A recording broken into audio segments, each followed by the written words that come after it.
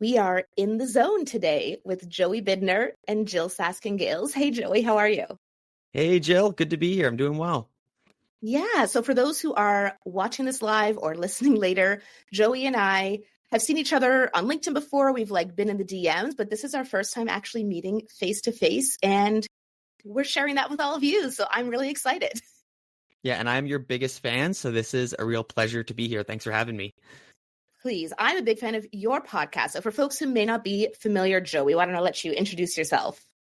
Yeah, so I am a good old-fashioned PPC freelancer, an independent ads manager, and I have a little podcast called the Indie PPC Podcast. It's relatively new and having a lot of fun with it, but yeah, I'm just a boots on the ground ads manager. So I love it. And for those who may not know me, I'm Jyll Saskin, and I'm a Google Ads coach. So I teach business owners, marketers, agencies, freelancers, how to get better results from Google Ads. And I am, I think, one of the very first listeners of your podcast. As a Google Ads podcaster, I get so excited when more people who know what they're talking about join the space. And so I will definitely categorize you as someone who knows what you're talking about. And the Indie PPC podcast, it's on YouTube, it's on all the podcast apps, right? Yeah. Spotify, Apple Podcasts, the whole shebang. All that good stuff. I learned about Microsoft ads from you. You had some good Merchant Center stuff recently. That's another area I've been looking to grow on. So folks should definitely tune into that. So I guess maybe we'll start there, Joey. It's coming up on Black Friday, Cyber Monday, holiday season. So with your clients, what's sort of top of mind for you these days in Google Ads? Yeah, the time before Black Friday is really where I spend the majority of my time with, my head in the sand doing the work. I find actually Black Friday itself, the time of the sale, is when it's a little bit, I personally find it to be almost a little bit more hands-off because the work is really done before. So this time of year, I am really planning how I'm doing my scaling because I typically scale before the sale. I like to have the mindset of priming the pipeline of new customers that you're then going to offer the promotion to, right? Not necessarily cranking up spend at the time of sale. So what that means is I'm spending this time analyzing last year's data. Did we scale too much or not enough? Was there more opportunity? What was the relationship from spend to return like last year? So right now I am deep in analysis of last year and preparing all of the tools to get the messaging out, reminding my clients to get me creative. It's a fun time of year. Yeah. The all-important creative. I love that scale before the sale because it's so true. And it's something we all say a lot, but actually doing it can be tricky. And so I noticed with some of my really small business e-com clients, something that a few of them have been doing this year that we've talked about for a few years and they're finally doing is we launched a demand gen campaign in October. You know what I mean? Smart. Instead of the week before Black Friday with a very narrow audience, not feed-based. I'll be curious to get your take on that in a sec, but with demand gen, I actually prefer to do it without a product feed rather than with a product feed and just trying to build awareness among that really targeted audience so that when the sales and everything inundates them, they have more awareness by the time November comes. Are you someone who's been using demand gen or do you like display? What's your sort of complement to search and shopping that you like to use? Yeah, I've definitely been using demand gen a lot. And to be honest, I've also been using it for remarketing a lot. It's because I love that you can actually do targeted audiences as opposed to it's not like PMax where it's just all signals. So it's taken over my remarketing campaigns, but for general awareness, I've been loving it. I think that's really smart to use it as that funnel priming strategy. And I also, to be honest, have been doing less feed-based demand gen campaigns. When it comes to promoting the products with the feed, I just like to go for shopping. Standard shopping, I'm a bit of a traditionalist there. So most of my pre-sale scale will literally just be taking a lot of the basic campaigns I have and just ticking up their spend as much as the client is comfortable. Now, a lot of that also has to do with gauging the client's level of risk tolerance. I never like to suggest, oh yeah, you should double your spend right now. It's no, how comfortable are you spending before the sale with a known lack of profitability in this time, right? It's not like we're going to scale spend and you're going to see ROAS increase. This time of year is typically people are holding on to their dollars, right? So that's a big part of it too, is really measuring the risk tolerance. And so practically, what does that look like? Like, do you have a specific example you can share with us of what those conversations are looking like now and what a little bit of that analysis is looking like now? Yeah, so usually I'll start with information from the client. So like I'll ask them, what did you have in mind to spend for Black Friday? Because most businesses will have an idea of what they wanted to spend. And I will literally often just take that and then just move the time period of when I'm spending it. So instead of their initial idea was, oh, on Black Friday, I want to spend this. I'm like, okay, well, what we're going to do is we're going to take that and we're going to stretch it out. And then I'll do a little bit of data analysis to see if it's worth bumping up or bumping down. And what I'll typically do is look at last year's data and the previous year's data and the previous period's data, like the current data, and I'll more or less evaluate what our current return on ad spend is and compare it to what the benchmark return on ad spend profitability line is. So this requires a little bit of math that's based off of the business numbers, right? What their profit margins are, and evaluating just what their baseline of profitability is. And the bigger the wiggle room is there, the more we can kind of scale. If they're really close to their profitability benchmarks, that's when you can't really spend all that much because the bigger the wiggle room, the more we can scale. And then the last thing I like to really consider is customer lifetime value. So during a sale, you don't really make great return on ad spend because the profit margin's taking a hit. So we're really banking on repeat customers. So if they have a good customer lifetime value, we can scale a little bit more. If it's one of those items that only is purchased once in 2 or 3 years, we probably shouldn't scale all that much. So that's a huge consideration factor, is calculating the cost to acquire a new customer and considering LTV.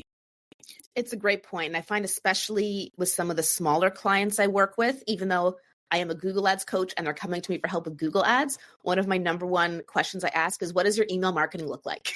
And if they kind of look at me blankly, I'm like, fine, but email marketing, it's not the only way to drive lifetime value. But like after the first purchase, how do you follow up with people? How do you get the second purchase? How do you get the third purchase?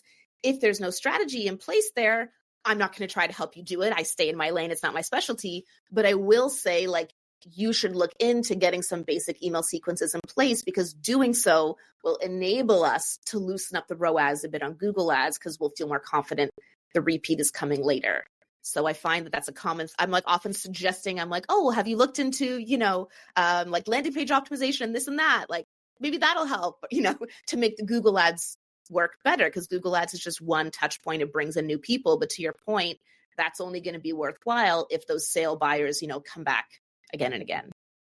100%. And then email is such the sleeper of digital marketing. For some reason, I find it's got this connotation of being old school, but email is still one of the kings, I find, or queens, however you want to look at it. But it is vital. And whenever I have a client that doesn't have a strong email campaign, I push back and say, that's your priority. That should be one of your priorities, because a great Google Ads campaign cannot solve a broken digital marketing mix, right? So 100% support that. My pet peeve, though, is when email marketers are like, oh, the ROI on email marketing is 36x and it's the most profitable channel. And I'm like, yeah, but how did they get there? How did they get on your emails? You know what I mean? Klaviyo has a tendency to really inflate their numbers. But hey, Google does too. Let's be honest. Every platform has a little bit of a... And actually, even in my own business, I have, as a solo business owner, iterated many times over. From the moment I went viral on TikTok in 2021, I was like, I need an email list. Okay, I have an email now. And it's been through 50 iterations. But the current iteration has been around for the year, where I share real life Google Ads case study every other week on my email newsletter. And it's so helpful for my business as well, because in every issue, I'm sharing here's a real client of mine and what their problem was and how we solved it. And so it means every single issue I send out to my 8,000 plus subscribers, I get at least one email back of someone who's like, oh, that's exactly my issue. Can you help me solve it too? And I'm like, that's why I'm structuring it this way. Yeah. So it's a dual benefit of like, as someone who coaches and teaches, my newsletter coaches and teaches and helps with that. But then also I'm sharing all these different stories. And so I'm able to, increase my lifetime value and get my customers in from it as well. So both as a Google Ads practitioner and as a business owner, I will say great things about email marketing. But of course, people don't just wake up one day and subscribe to your emails. They have to find it somehow, whether that's through ads or organic or something else. It's kind of interesting also to get that feedback from, because someone can email you back and give you that piece of feedback, having that direct end to consumer communication. Like, I'm sure you get a lot of like insight just from that, right? Seeing what resonates, what messaging kind of even just got that connection. That's really cool. Absolutely. Seeing what sort of resonates with people. So I love getting to hear directly from people consuming my content. I'm sure you love that as well when people comment on your LinkedIn post or comment on the YouTube video or DM. And it's like really exciting and interesting just to see what resonates with folks. And also to show the gaps of like, I feel like I have said 100 times, like, when you have a search campaign, you don't want to be advertising on the display network. But still, every time I say that, someone's like, oh, wow, I didn't know that. That's so helpful. And so like, as someone who creates content, that kind of feedback as well. It's like, just because I've said it 100 times, it doesn't mean that person who needs to hear it today, has heard the message. Or even like as someone who like, as a listener of a lot of content creators, there will be sometimes something I've heard 100 times, but we listen to so much that I might have forgotten it or it didn't apply to my use case at that time. So I personally never get exhausted at listening to what might be deemed like basic information that I know, because it's still a great reminder in real time. Like, oh, you know what? Like, yeah, that one thing that you mentioned that I've heard before, I'm making the connections in real time as I'm listening to it to a current use case. And I personally never think that anybody who is in the space for a long time should stop listening to content in any form, because you never know when something like really will resonate with you because of your current client use case, right? So I think that's a really good point to just keep, as a creator, to not be shy about keep repeating the stuff that you might think has been heard before. Yeah. And so I love listening to you. I love listening to Sarah Stemen. I love Andrew Lolk's videos. He's been doing this here. Great.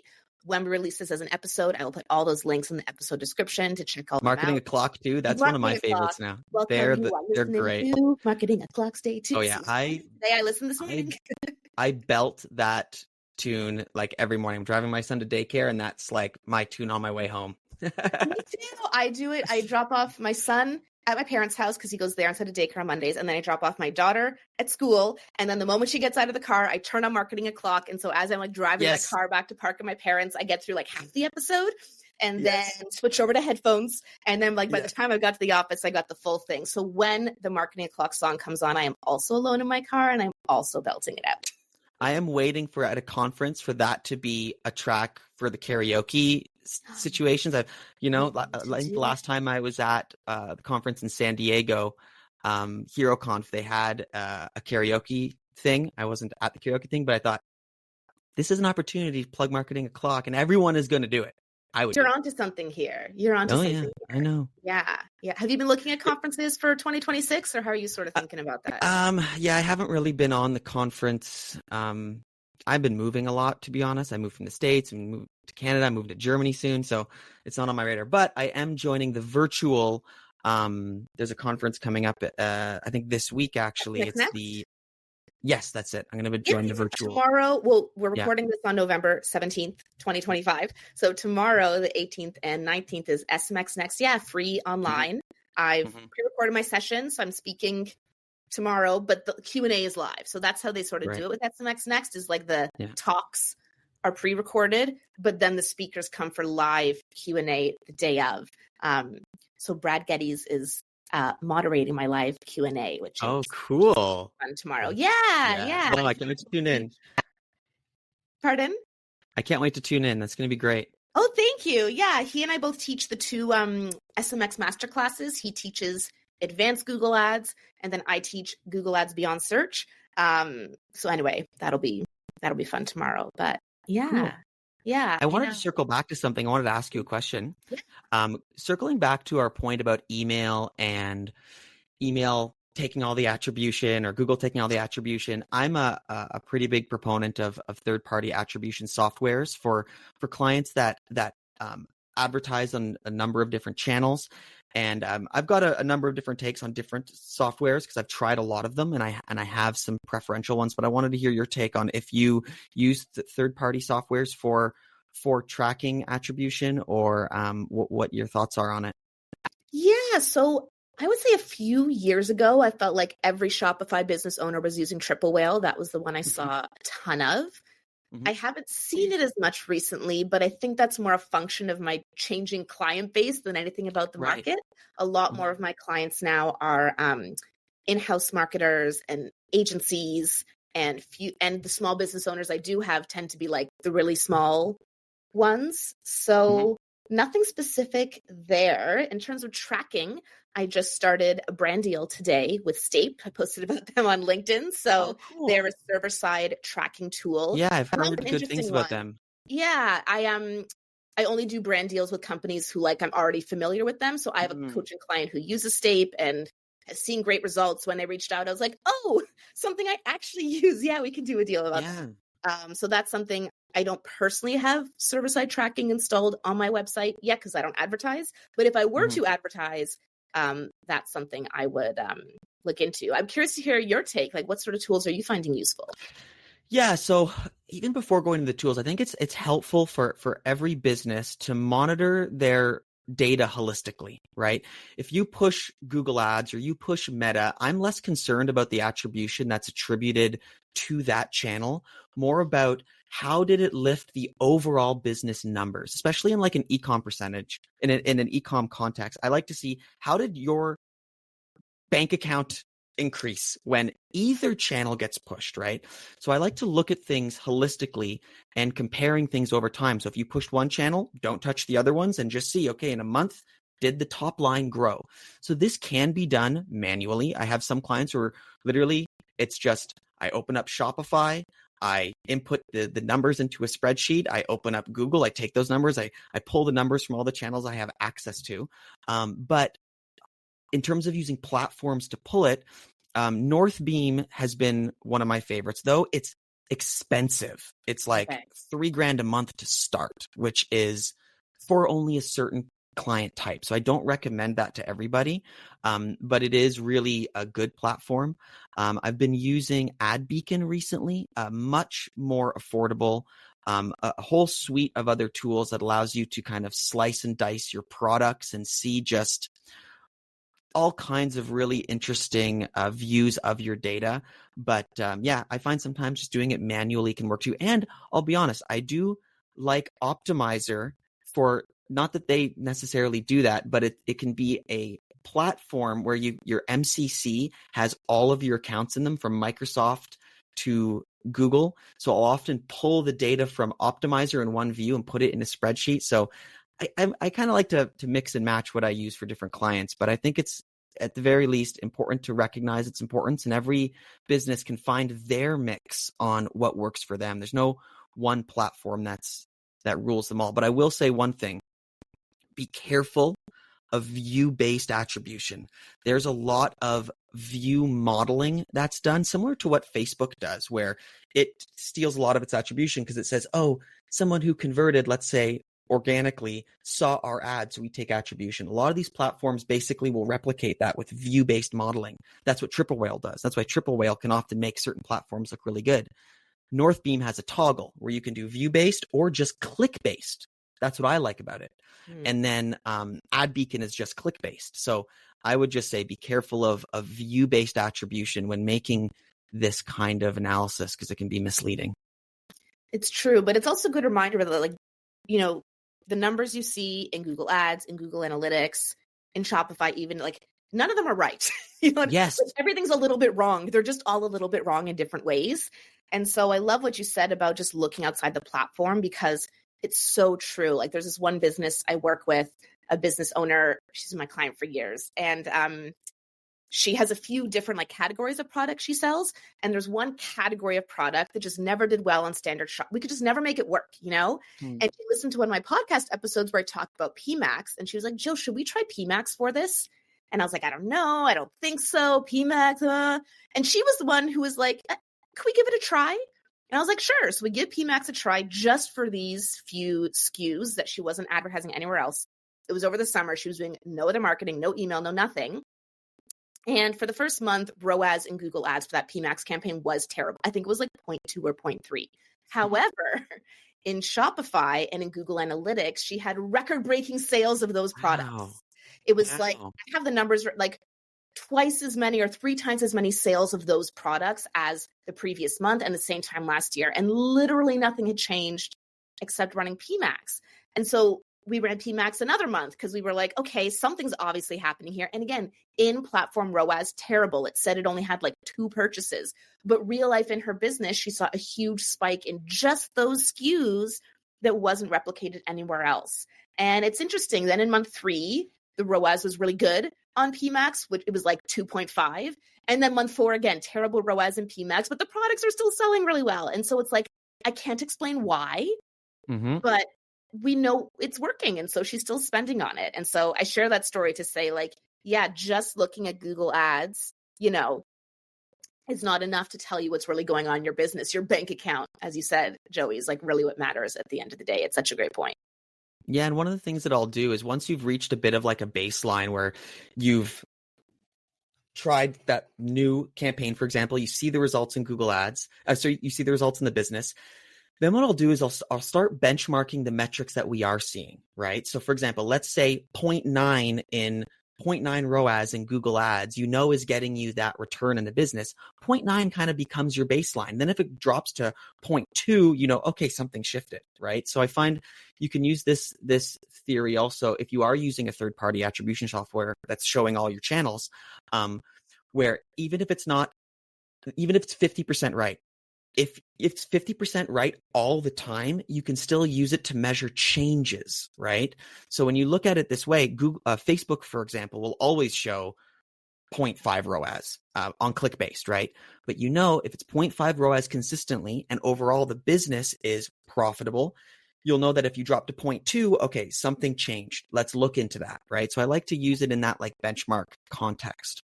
Yeah. We are recording this live right now. We're actually getting some questions from folks who are watching this live. So if you are watching this live on YouTube or LinkedIn, drop a comment. We'll answer it for you. And let's get to some of these live questions.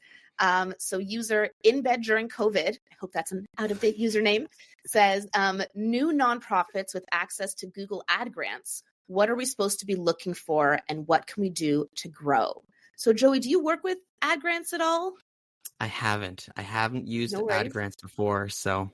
Yeah, I will say I have used them before. When I worked at Google, they had like a team of us who would like volunteer to help nonprofits with ad grants. But for your ad grants questions to this user or anyone else, I recommend looking up Jason King. He is like the pro of all things ad grants. Ad grants has this sort of verified partner thing. There's only a few in the whole world, and he's one of them.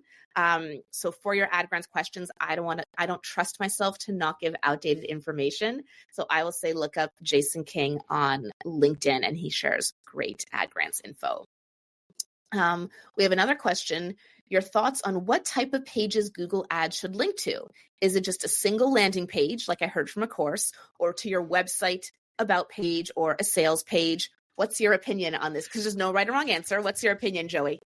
Oh, this is juicy. I love answering this question because I get it a lot. So, and I'm very like bullish on this. I personally do not like landing pages that are off of the website that are designed to convert. And my reason for that is when someone's clicking on an ad and going to your business, this is the moment where they need to build trust in your business. So if you're a service-based business, for example, and you send someone to a page that doesn't have any like navigation to the rest of your business for them to vet you, to trust you coming into their home, like that's a poor user experience. The goal should not necessarily be to just convert them. The goal should be to gain their trust so you can hopefully convert them. And I feel like the whole squeeze page thing, like these landing pages that are designed to squeeze them into a conversion, were used in a different context that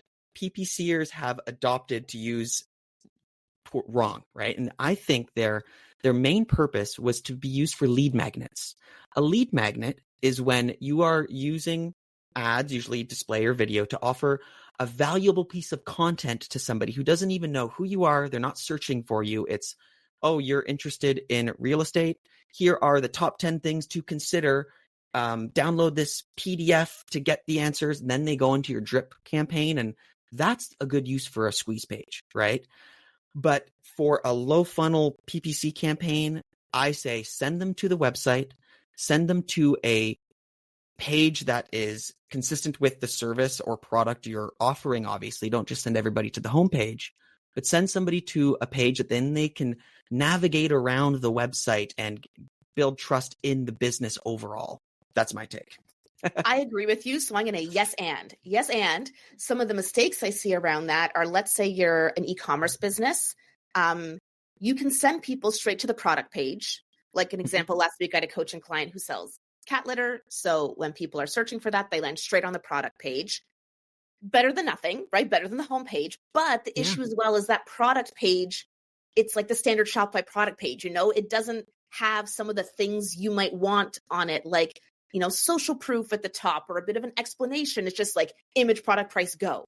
So again, better that than just the homepage, I think, but it could be helpful to have another page designed for like cold traffic, people who are just landing there. They do want to buy because it's a low funnel search, but like, we got to warm them up a bit, we got to give them a little intro. I guess another mistake I see oftentimes, I work with a lot of agencies who specialize in home services clients, roofers, landscapers, plumbers, electricians. And so often those business owners don't have a website or have a terrible website. And so the agency's like, well, in order to be successful, I have to build this separate landing page thing because I can't do anything with the main landing page. And so it's like, yes, but then the problems arise that you mentioned, Joe. It's like if someone wants to see, like, is this plumber legit? And it's just a single page that doesn't navigate to anything else. It kind of hurts them in that regard. So the advice I often give to some of my agency clients who fall into that scenario is like, before taking on a client or like in the onboarding process, that like, a website that you are able to create new pages on, add conversion tracking to, should be part of the scope of work. And if a client can't let you do that, then you shouldn't work with them as a client, because then you can't be successful enough for them and they can't be successful. Yeah. So those are like two watch outs, I would say, for e-com and for lead gen. I think it's a really good point as well for the sites that aren't great, and making like a temporary solution to build a page that you believe can convert while the website maybe gets worked on. But yeah, I definitely see a lot of times I'll get clients that will come from agencies who suggested, oh, we needed to build a landing page so we can track conversions, so they can control the conversion funnel. And that I find is true in the sense that you do get to control 100% of the conversions, but you could also just do that from the website. So I find it's a bit of an excuse they use to bill you for building a page, because usually it will still be something they charge for. So but I agree with you. Yeah, because sometimes, like if you don't have conversion tracking, then Google Ads can't be of course, there are fringe cases, but for most people, if you don't have conversion tracking, then Google Ads can't be successful no matter what. Yeah. Yeah. Are there other, like, as a freelancer, you only have so much bandwidth, so you need to control a little, like the clients are willing to take on. So are there any kind of red flags or situations where you've not taken on a client or had to fire a client just, I guess, for whatever reason? Yeah. Oh yeah. I have a pretty like lean portfolio list. Like I don't outsource my work. So I'm very selective on who I work with, because I only can work with so many clients at a time. Right. And I think the biggest thing for me is just communication styles and expectations, right? If a client has, expects a 20x ROAS on Google Ads, and through my explanation of what to expect doesn't resonate with them, I'll be like, I don't think this is going to work. Or if there's someone who wants utmost control of the account, emailing me every day, it's like, I like to set boundaries when I take on a client for the best an interest of the account, right? We can't have two cooks in the kitchen. We can't have hyper control. There's got to be a level of trust. So there's a lot that goes into that. And I have fired clients before, and I am quite selective. So in short, yeah. Yeah, you have to be. I mean, I have a post going live later this week on LinkedIn, but again, it's something I've said many times before, is that like the agencies that get fired don't get fired because of poor Google Ads results. They get fired because of poor communication and expectation management. And so like there could be an agency who like actually is terrible at managing Google Ads, but is very responsive and communicative and whatever, and will be given like a ton of chances by, you know what I mean? And then there are other ones I see who like, they're so good at Google Ads and know exactly what they're doing. The account is doing amazingly well objectively, but the client doesn't feel like it's doing well. You know, they don't feel like the agencies where they don't feel like, for example, you know, some clients will just like check the change history to see what's happening. Oh, yeah. And it's like, if a campaign is doing really well, we don't want to change it. It doesn't mean they're not doing anything. You're monitoring and all kinds of stuff, but like a client who's going to monitor change history to know if they're getting their money's worth is not the right client for a lot of folks, you know? Yeah. So it's really interesting how feelings can matter more than facts in those circumstances. And I know that's an unpopular opinion, but something I see, because again, I work with a lot of clients who fired agencies. I work with a lot of agencies who are worried about getting fired or want to keep, and it's just, yeah, the feelings tend to override the facts a lot. So the communication is so, so, so key. That's such a great way to put it. Comparing the feelings and the facts and considering both kind of equally when addressing client management. It's not all about a performance. Yeah, I fully agree. It reminds me, actually, there was a client I work with who had what I thought was a really great month because ROAS was higher than it had ever been, like above, you know, it ever been. I was like, oh my gosh, this month's been amazing. And then she was like, what do you mean this month was terrible? And so in my mind, we had been working for months to try to improve ROAS, and we had, so it was a success. But in her mind, that was a month where she usually saw a lot more revenue, and revenue was down by like 20%. And so but ROAS was up. ROAS was up, which makes sense, right? Like the most profitable pool of people is smaller, and as you expand. So we had been working on improving ROAS and getting there. But in her mind, what she had wanted to see was more revenue, and we had not been doing things to achieve that. So again, it's just this other example of like, you know, we're looking at the exact same data, opposite takeaways, because how we defined working well was completely different.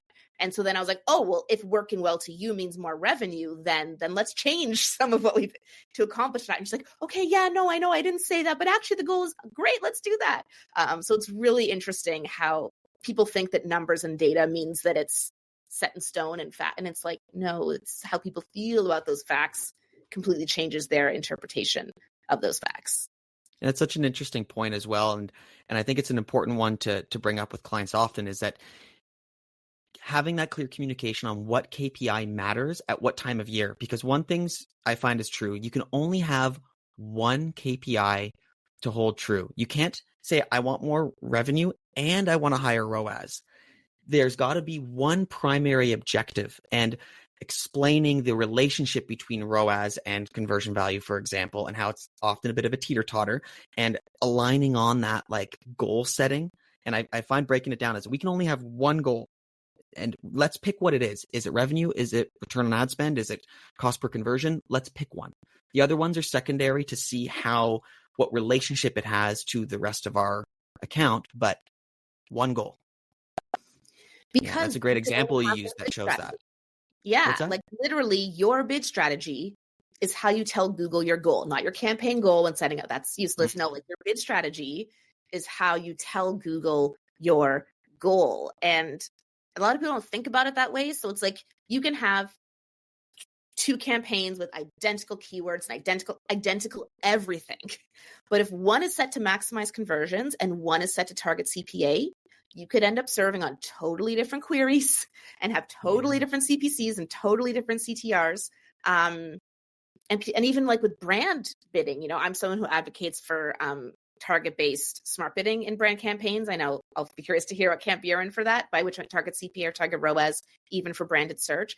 And it's because I've seen a branded search campaign on manual CPC not doing well, because manual CPC tells Google, my goal is cheap clicks. And while your brand CPCs should be cheap, like that leads it to match two different kinds of queries with close variants, versus switching a brand campaign to target ROAS of 500% tells Google, like, my goal is to have a return on my investment of 5. And then it completely changes the queries you're advertising on because of it's optimized for something different. I'm curious, what camp are you sort of in for? I know it depends, but for brand campaigns, where do you like to sit? But I also just wanted to mention too, just to relate to that example you gave, where when you make that switch to target return on ad spend, the client might be like, oh, my CPC went through the roof. It's like, yeah, but we have one primary objective and it's not CPC, right? I don't care if CPC goes up if the return is this. So back to your question, what camp I'm in for branded search campaigns. To be honest, I am in the manual camp, because my opinion of it is, if you were to switch to target return ad spend, what's target return ad spend really doing? It's looking at the search intent between keywords and search queries. But in a brand campaign, exact match keywords, all of the intent is relatively the same. It's all people who are bottom of the funnel looking for your brand. Maybe the only intent that would be different is people looking for reviews versus the brand name. So in my opinion, for brand campaigns, I'm all about volume and bringing that CPC down. But I never really even report the return on ad spend in a brand campaign, because my goal for a brand is just brand protection, top of the SERP domination, and smallest budget possible. Meaning most clicks for the budget that we have for it. So that's our goal.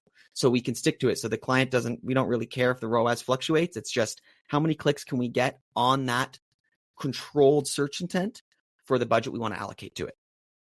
Yeah, I tend to prefer smart bidding now. Well, because I've seen too many brand campaigns not working properly on manual CPC. And again, I'm not saying this is what I love about Google Ads. There's so many different ways to manage Google Ads. But I've seen, especially, I guess, in a situation where the brand name is kind of generic-ish.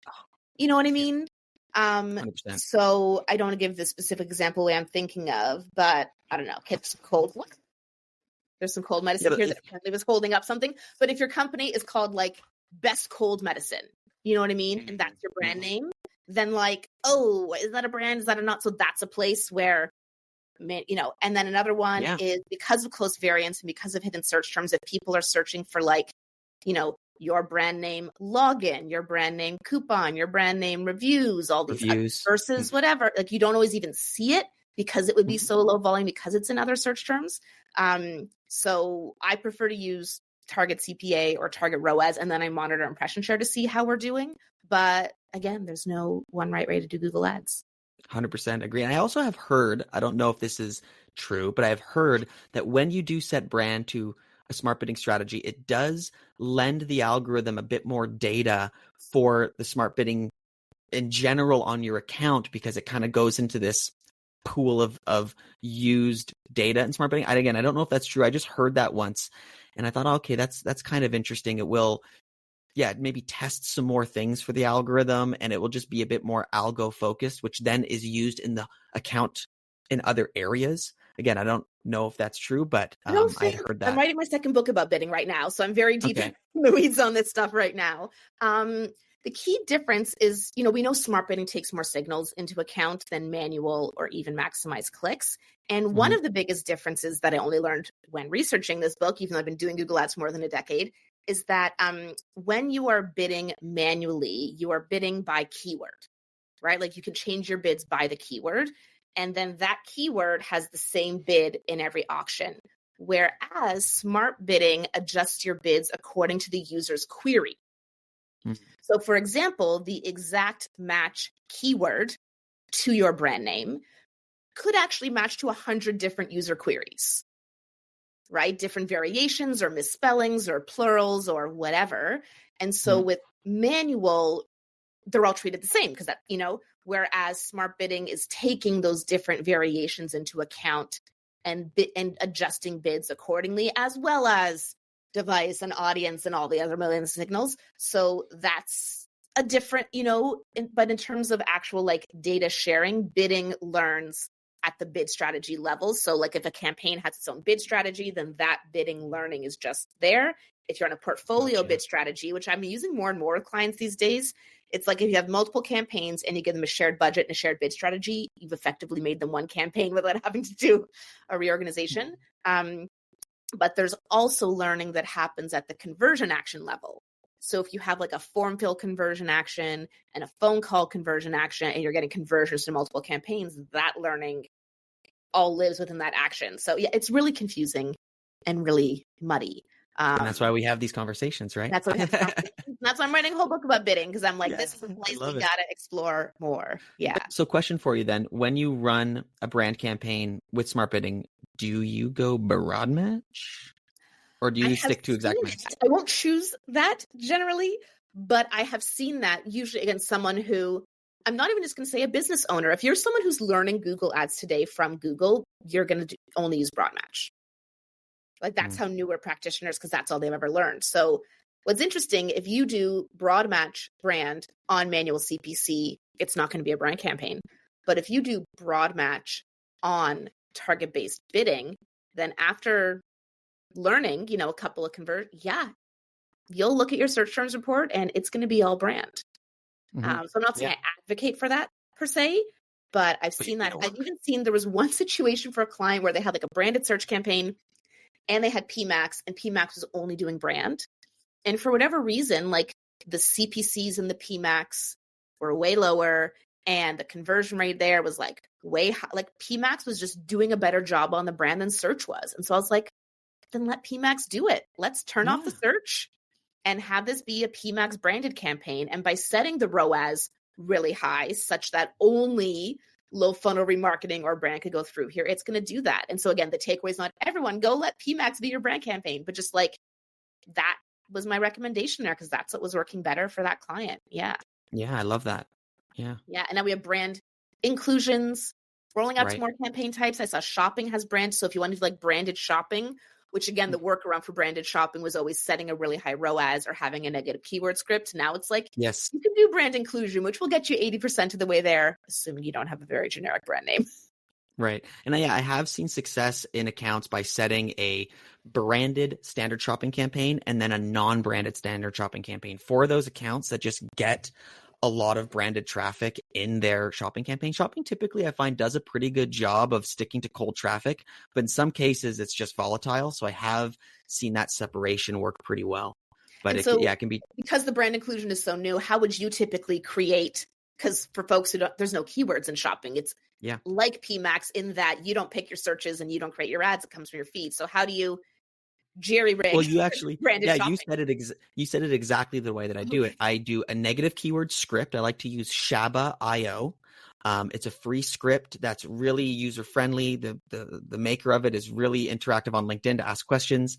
So I'll do that. And what that does is you basically give the script your brand name, and it will automatically add a negative keyword for any click or impression, if you want, that doesn't match what you set it to. Now, this can get a little wild where sometimes you'll get like thousands of negatives a day and you have to create new negative keyword lists all the time. But that paired with a really high TROAS, it does the trick. And after a few days or weeks, it becomes a branded campaign. Interesting. I hate the negative keyword script. I'm just like, but I think use it.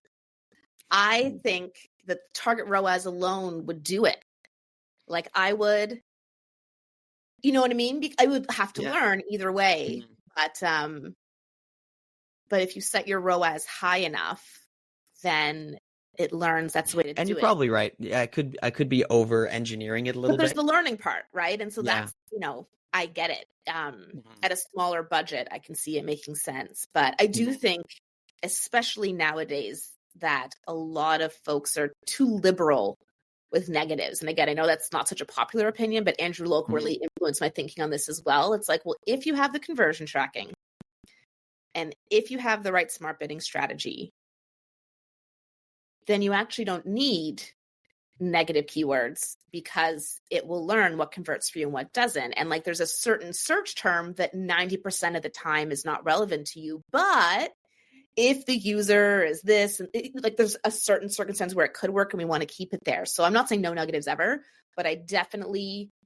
used to advise people like check your search terms report weekly and add negatives. And now I'm sort of like, check it. But like, if you're finding you're having to negative out at least 10% of your search terms, there's a core problem you need to fix first. Like negatives aren't the solution. I don't know. What's your, feel free to disagree with me, by the way. No, I am 100% in that game plan. I think our like day-to-day workflow has gravitated away from like hyper search term monitoring, where I find it usually is just a little bit of heavy lifting at the very beginning. When you first launch a campaign, you know, it's about watching it to make sure it's not too egregious. But like you said, often if you are seeing a problem, it's because your product feed is not optimized or you've got the wrong mix of keywords. But yeah, I am not adding negatives very often anymore, to be honest. It's really just pruning at the very beginning. Yeah. And something that I've done with a few clients now is actually just like zeroing out the negatives. Like, especially if they've been managing the account for a really long time, or if the account changes hands, like go to the negative keywords and just remove them all, you know? Yeah. And then look, there's probably 20 to 50 that you want to put in there, your sort of standard negative, you know, the word free or related, fine. But otherwise, you know, yeah, just removing negatives alone can help an account really. Like I have one client, they sell like bath products and bath bombs and stuff. And they had negatived out all competitor names from their shopping campaigns. And I was like, try removing all your negatives. And so they did. And it turns out that competitor terms convert really well for them. And they just never thought they would because they're a small business. Or like if someone is searching Amazon bath bomb or Lush bath bomb, why would they choose little old us, you know?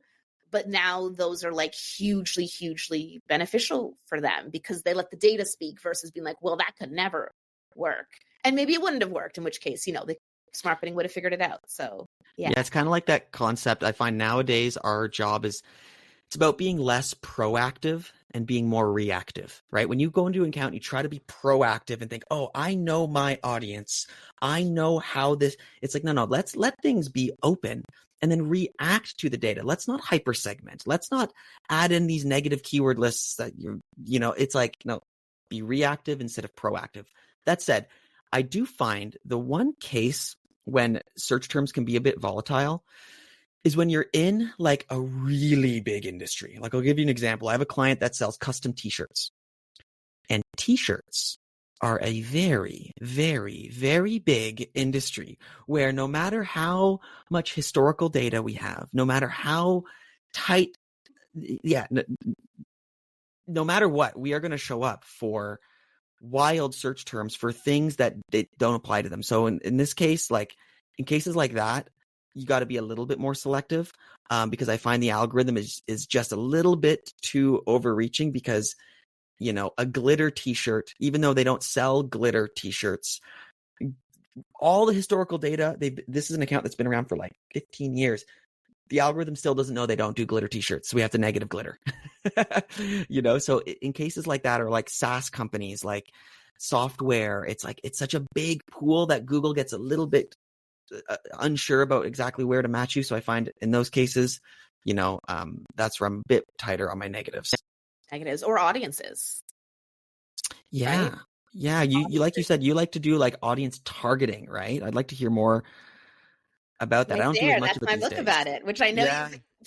Yeah, that's right. Yeah, and I love your book. That you hadn't bought my book because you didn't have time to read it, and I was like, I won't hold that against you, Joey. Oh yeah, that's right. I have a new son, so I'm not really reading hardcover books, like hard copy books anymore. And I was waiting for the Audible. I know. I've received so many requests from the audiobook, which shocked me. Like I thought about releasing an audiobook and I was like, no one's going to want that. I've received so many requests for it. So for my second book, when it comes out, I will do an audiobook as well.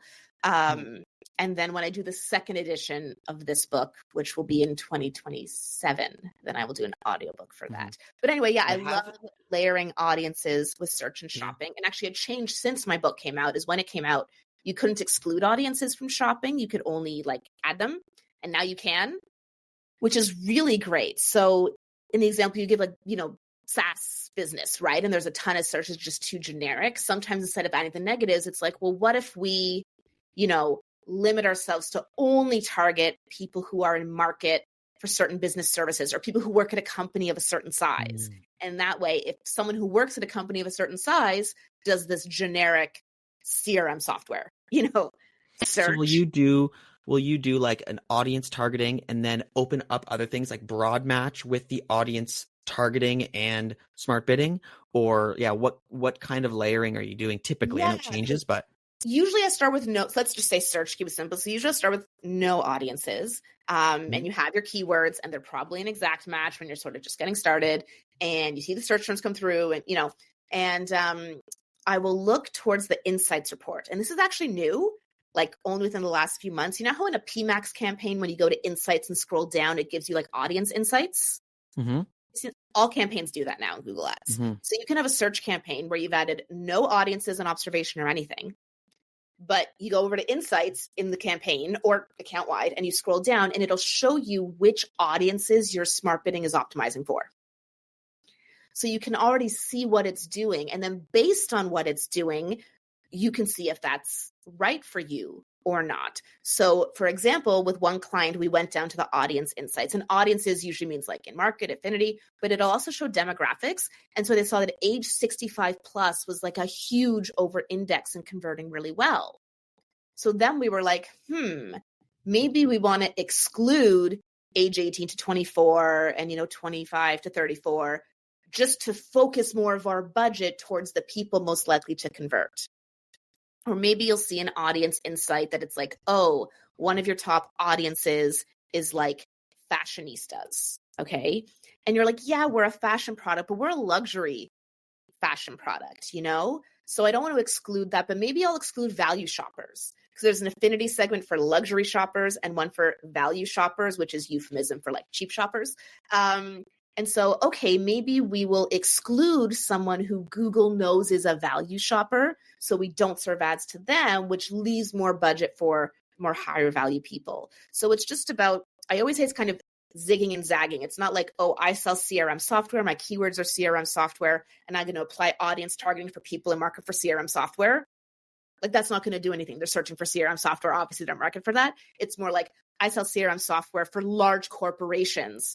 So if a small business owner is searching for CRM software, I don't want them to see my ad because I know they're going to click, but it's not going to convert. And smart bidding will eventually pick that up, but I just have a limited budget and want to do it. So you could can't exclude life events in search, but you could exclude if they work at a small company, for example, so that you're not wasting budget on that. So that's how to sort of think about layering audiences into search. It's like, if you know something that the algorithm will eventually figure out, but you're just like, I already know this.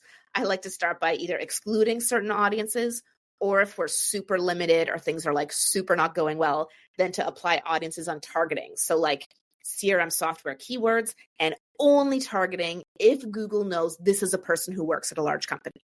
And that's it. And that's way more limiting than just excluding who you don't want, but sometimes that can be helpful in budget limited places or where CPCs are really high, or I love figure it out, but I love your approach too. Kind of goes back to that concept of being reactive instead of proactive. You're using the data and trimming from there. I think that's fantastic. Now, will you also do this work in the base campaign that you started with, or will you create a new campaign to test certain things, or you just kind of create it all in the base campaign where the data is initially flowing in? Yeah, the people who do this most tend to be smaller budgets, because if you have a larger budget, like you have broad match and you have smart bidding, and you don't need to do like it's doing this, for you. Right. So because it's usually smaller budget, we'll usually do it within the same campaign, either excluding audiences, or we can create separate ad groups that only target certain audiences. But we don't want to create, you don't want to take it too far, where you have like tons of different ad groups with duplicative keywords and a slightly different audience. Like, that's not going to be helpful to the algorithm either. So usually I'll say like you can either literally add audiences on observation, but now I don't even advocate for that anymore, because I'm like, well, the insights are going to tell you what it's doing anyway. And then either exclude audiences, or maybe you limit the whole thing to only certain audiences, or like create a separate ad group where maybe there's certain keywords that are just your bread and butter, beautiful, anyone searching for them. And then there are other keywords that are like a little more broad, a little more generic. So you only want to advertise if the person's been to your website before, or if Google knows they work at a large company, or if Google knows they're a homeowner, or whatever the thing is that kind of helps to qualify them. Yeah. Yeah, I love that. And on the heels of talking about using these audiences for bidding. So in this context, it works on Google because you're including or excluding. We know there's a bit of a debate on if bid adjustments work in audiences in Google Ads, because they give us the column, but they explicitly say it doesn't do much. And I want to share an example of in Microsoft, how it actually, so Microsoft, even Nava Hopkins recently said bid adjustments work with smart bidding. They tell the algorithm where to lean. And I have an example back related to the t-shirt company where we have two scenarios that we wanted to do bid adjustments with. One, they want to focus more on like businesses because they sell to direct to consumer custom t-shirts and also businesses custom t-shirts. We didn't necessarily want to just like segment and exclude and do all these things to say, okay, serve these ads to business owners and these ads to small order direct to consumer. So we just created the bid adjustments for people who, I forget the exact language of it, but it's like employers of a certain size, or people who applied for a certain business loan, or there are some business audiences. And it worked. That we saw the budget started gravitating more towards these audiences. Average order values went up. That's the big thing, because businesses buy bigger orders. Individual people buy one t-shirt, and that's the delineation we need to create. And then the other thing was, this is still a problem with Google, is even though we're on smart bidding, the algorithm still spends the same amount on Saturday and Sunday, even though they make almost no sales on Saturday and Sunday. And it's not because the data is not coming through. It's just the purchaser behavior, for whatever reason, Saturday and Sunday is just brutal. So on Microsoft Ads, I made the Saturday and Sunday bid adjustment, and it's beautiful. On Saturday and Sunday, budget went down, ROAS went way up. And overall, it allowed us to spend our budget in more profitable areas. So I do love Microsoft for using smart bidding, but allowing to use bid adjustments. It is sweet. Interesting. Actually, I recorded an interview with Nava that I have not edited and posted on YouTube yet, but it's coming very soon, about Google Ads versus Microsoft Ads and some of those key differences, because I had heard there were some audience differences and I wanted to learn about that. But to clarify, no, bid adjustments with smart bidding do not work at all in Google Ads. The only one that does is, I'm doing this off the top of my head, so fact check me if you need to in the Google Ads Help Center, but I believe it is with target CPA bidding only and device bid adjustments only and minus 100% only. So practically what that means is if you want to exclude a device, you can do so with target CPA with the bid adjustment. I don't believe it works with target ROAS. I don't remember off the top of my head. But otherwise, no, the bid adjustments are just ignored. Oh, and sorry, what the bid adjustment does in target CPA isn't even excluding, sorry, the minus 100% is maximize clicks. What it does in target CPA is if you put in a device bid adjustment, it adjusts your target CPA for that device. So again, why did Google do it this way? It's way too confusing. But basically, if you want to change your bid on mobile and your target CPA is $10 and you bid up 50% on mobile, then it would make your target CPA on mobile $15. Like it adjusts the CPA. Right. When Google decides to have solutions like these, that's when I'm like, no one who actually uses Google Ads made this decision. Yeah. And I can confirm with Microsoft, it's like, yeah, I'm applying like a 30% bid adjustment here. Like I'm doing strategic bid adjustments, and even like, I'm telling you, it works. I did like a 50% negative bid adjustment on Saturday and an 80% negative bid adjustment on Sunday. And the spend was correlated to, we spent a little bit more on Saturday than Sunday. It was like, awesome. There we go. Awesome. Well, listen, Joey, we're coming up on an hour. Thank you so much for spending this time with me today in the zone. It's been such a pleasure to get to know you and learn from you face to face. And I'm looking forward to continuing to see you on LinkedIn and tuning into your podcast, the Indie PPC Podcast. Yeah, thank you so much. It was a pleasure being here. I love the conversation.